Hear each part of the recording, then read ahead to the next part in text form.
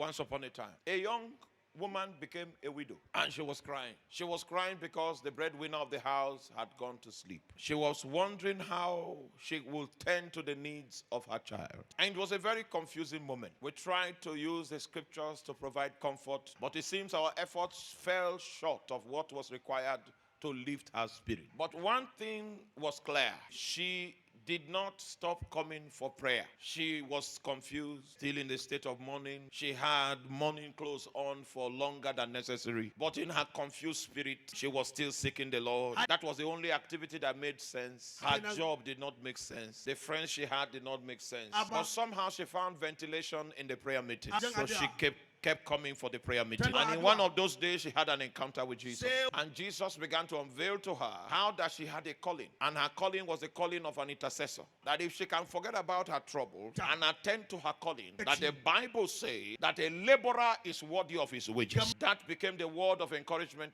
And she now began to ask the Lord further, how do you want me to be interceding? And the Lord said, with fasting. That's where a strange power of fasting came upon this. 7 days dry fasting, 14 days dry fasting. And the Holy Ghost will give her the prayer points to pray about. As she was becoming faithful in her prayer, God started raising people to take care of her child, to see her child through school. Now, I saw that woman in that state, deplorable state, after the loss of her husband. And a few years later, without any defined support from anywhere, God had taken the raw material of the ashes of her life, and he had worked out a beauty that was good enough to behold.